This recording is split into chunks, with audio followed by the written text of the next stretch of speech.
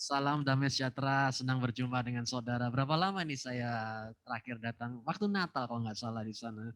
Ya senang sekali setahun saudara ya, senang sekali bisa berjumpa dengan saudara karena ada beberapa urusan di Jakarta dan akhirnya bisa ya sekalian begitu.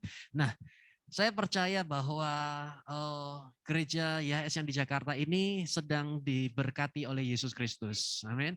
Kenapa? Karena dari report progress yang dari sinode itu menunjukkan sekali bahwa pertumbuhan di gereja ini itu cukup bukan cukup, itu sangat signifikan ya. Boleh tepuk tangan meriah bagi Yesus Tuhan. Dan tadi saya tanya apa rahasianya, apa alasannya? Ya tentu saja karena hadirat Tuhan dan juga karena kekeluargaan yang ada. Dan di sana kita melihat sebagai satu tubuh Kristus, satu warga sorga, kita semuanya saling menopang satu yang lain untuk diberkati dengan luar biasa. Ya, jadi saya berdoa supaya saudara terus semakin hari semakin melihat tentang apa yang sudah Tuhan kerjakan, berjalanlah dalam jalurnya Tuhan, dan saya percaya bukan dengan kuat, bukan dengan gagah, namun dengan roh Tuhan, engkau akan dibuat orang berkemenangan dengan kemenangan yang kilang gemilang. Amin. Siapa yang percaya kita diberkati Yesus? Ya, tepuk tangan lagi lebih meriah bagi Yesus. Dan saya juga ingin menyapa bagi saudara yang ada di Zoom, ya welcome. Dan dimanapun Anda berada, saya percaya Tuhan bisa menjamah saudara. Karena saya yakin tuh begini, roh Tuhan itu tidak bisa dibatasi oleh jarak, ruang, dan waktu. Tepat dimanapun Anda berada, apapun kondisi saudara, Tuhan dapat menjawab doa saudara. Ya, siapa yang percaya pulang dari tempat ini kita terima berkat yang luar biasa. Ayo tepuk tangan meriah bagi Yesus. Saya mau menyampaikan judulnya adalah tentang raksasa-raksasa, saudara. Ya, kenapa? Karena ada banyak orang itu takut terintimidasi oleh raksasa yang mencoba menghancurkan hidupnya. Di dalam keuangan, ada raksasa hutang, ada raksasa piutang yang sampai hari ini belum terbayar. Ada raksasa apalagi itu?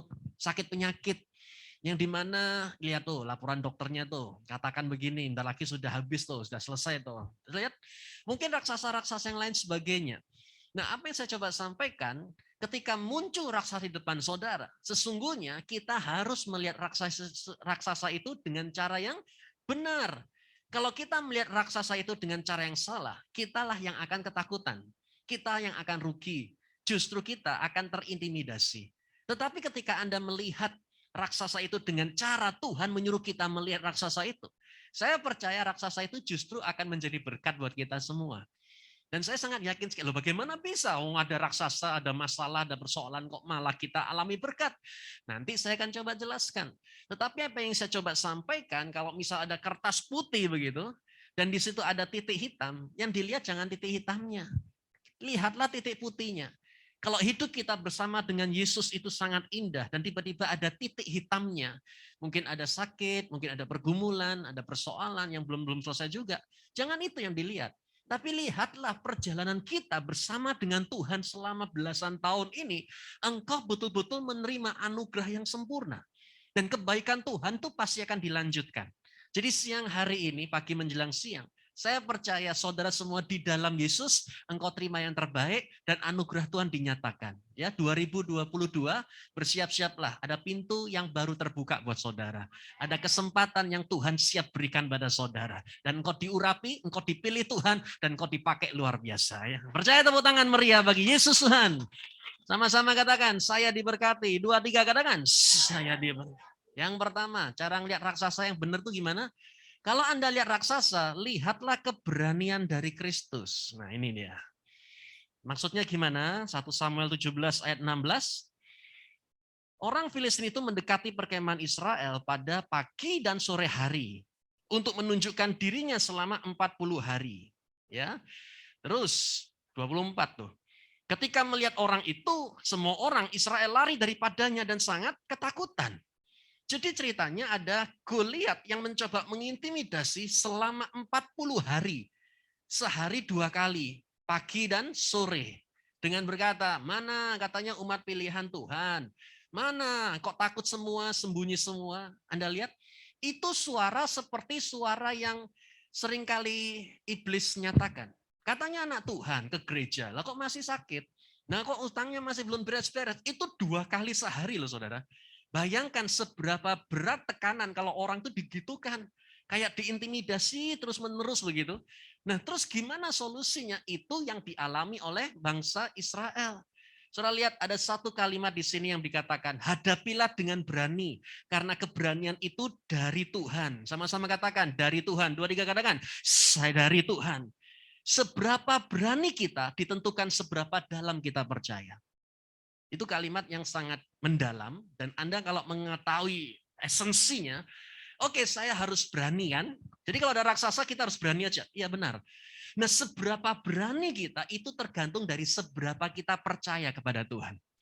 Kalau saudara percaya betul sepenuhnya, yakin betul bahwa Tuhan bisa sanggup, maka tidak ada di dunia ini yang membuat Anda hidup dalam ketakutan. Ya kan? Tapi kalau ya saya mau maju, tetapi kok agak mir-miran, agak cemas, curiga kan gitu kan. Terus itu berarti level keyakinan kita di dalam Tuhan itulah yang perlu kita naikkan. Karena Tuhan tidak pernah memberikan kepada kita roh ketakutan. Roh memberikan kepada kita apa? Roh keberanian. Lihat di sini, semua takut dan lari. Namun Daud, dia tidak mengizinkan roh ketakutan itu menguasai dia. Ya, tetapi suaranya raksasa itu menggetarkan jiwa loh. Matilah kau, tidak ada lagi masa depan, habis sudah semua yang kau bangun, kena sakit COVID, semuanya langsung habis semua. Anda lihat, itu suaranya raksasa, tetapi suaranya Tuhan menggetarkan si raksasa.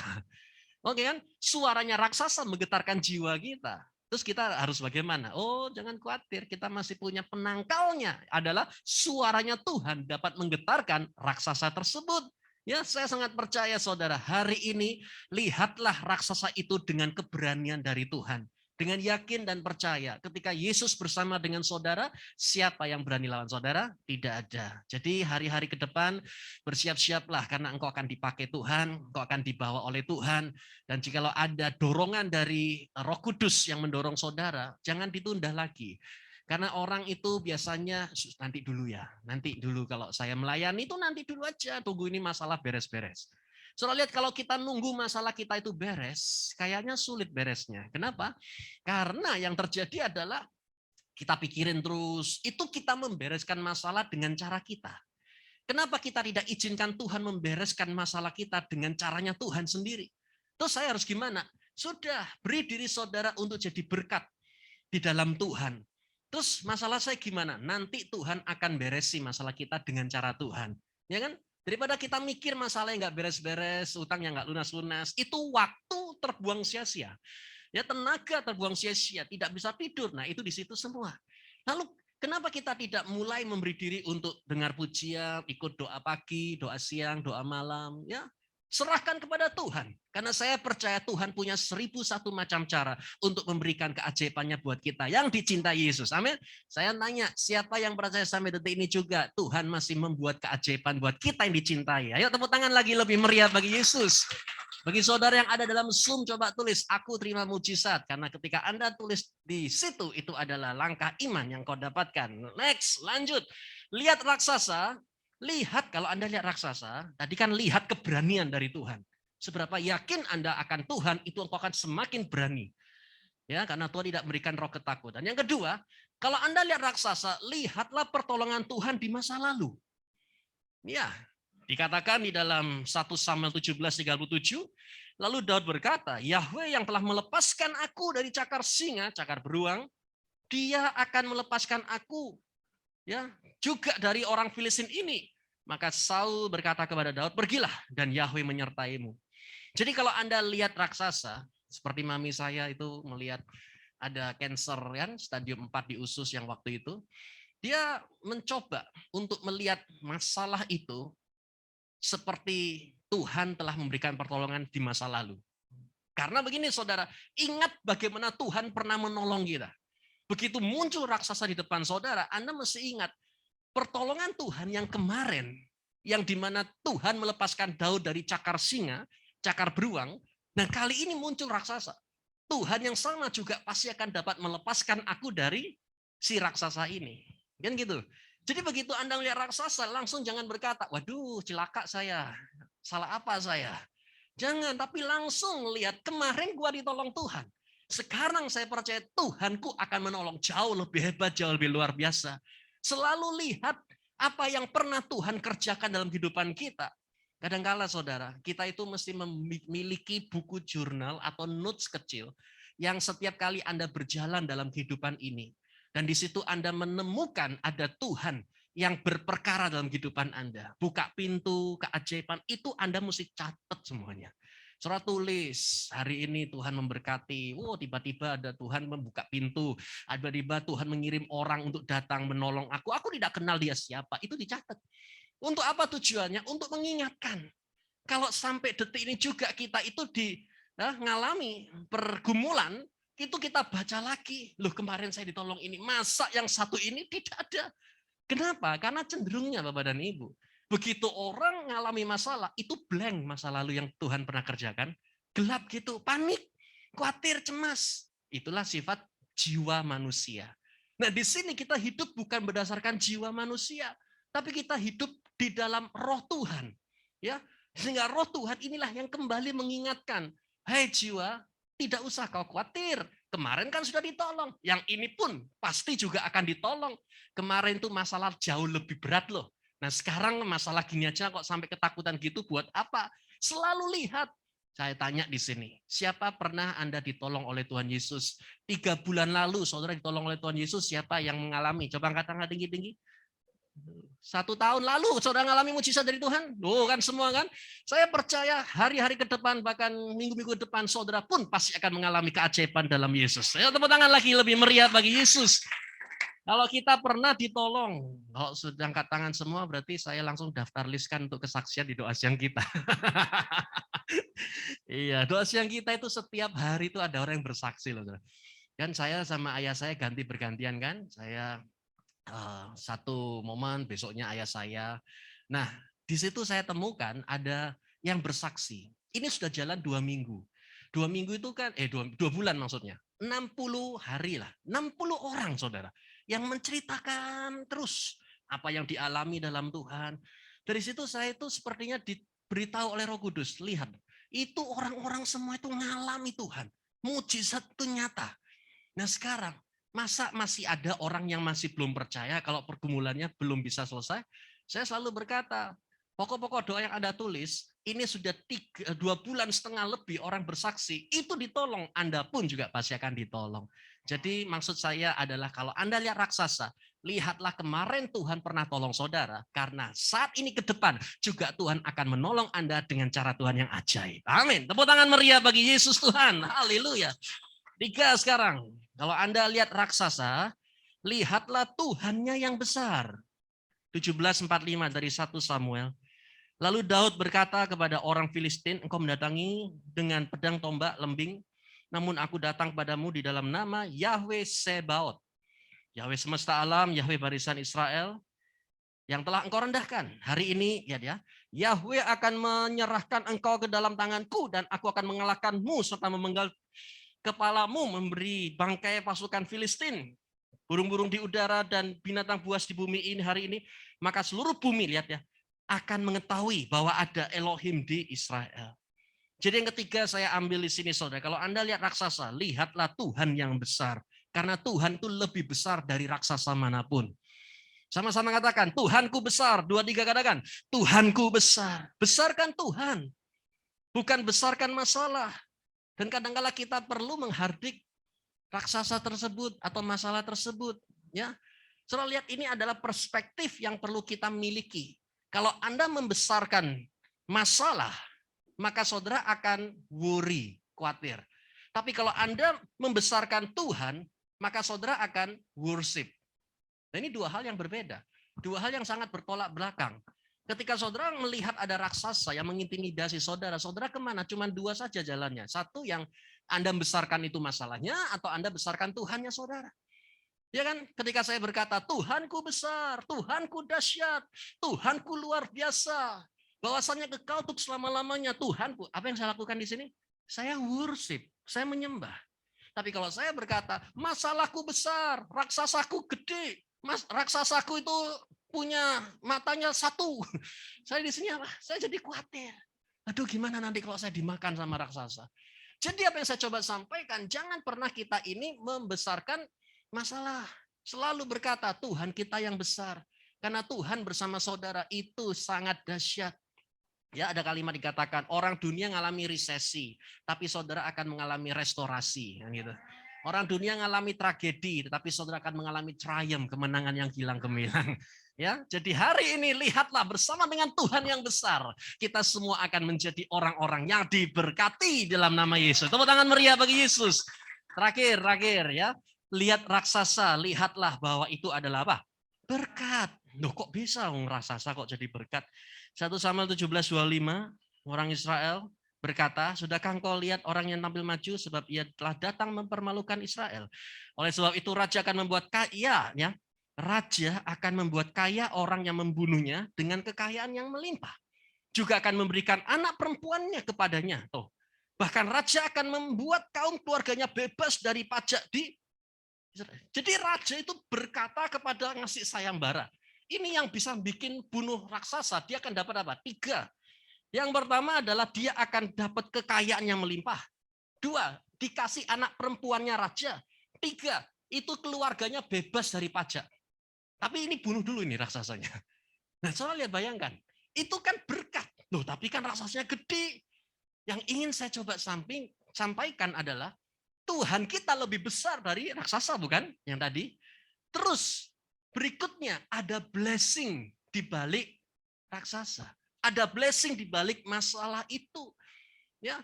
Dan saya ingin mengajak saudara semua untuk dapat melihat apa yang sedang Tuhan siapkan bagi kita yang dicintainya.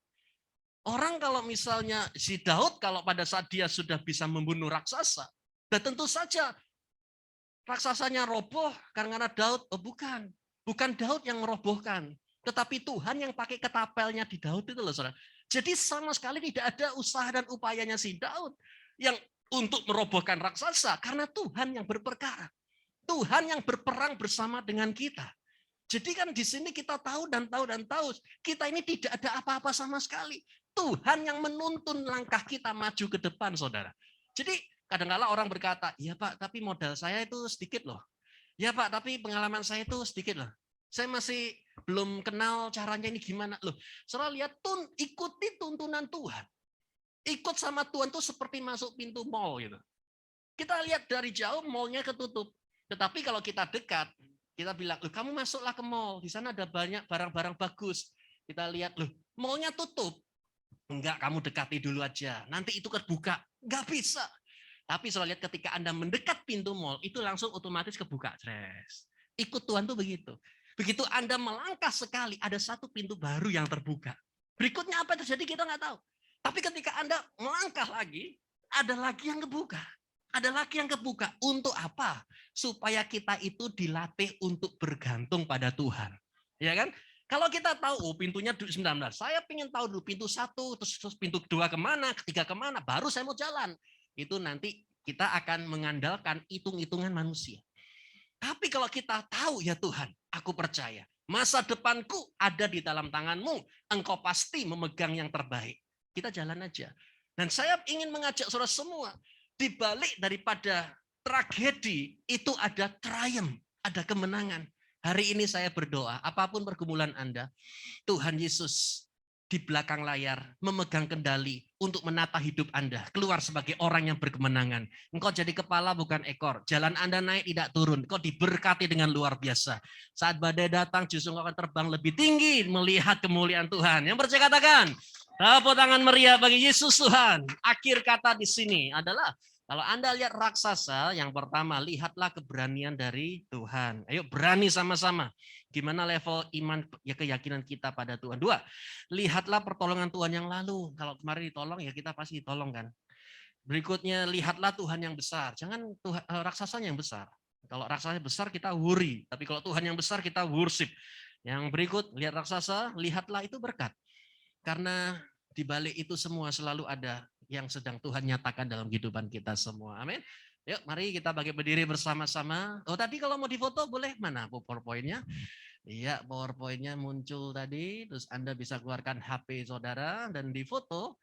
Nah, bagi saudara ada di Zoom, saudara bisa screen capture lalu posting ya di sosial media saudara, tag at YHS Jakarta, gitu dia, at YHS Church Jakarta, ya. Saya percaya ini makanan rohani ini kita mungkin beri bersama-sama saudara, dan ini akan memberi dampak, ya. Kita akan menerima anugerah Tuhan yang sempurna. Sekarang kita datang kepada Yesus dengan hati yang percaya.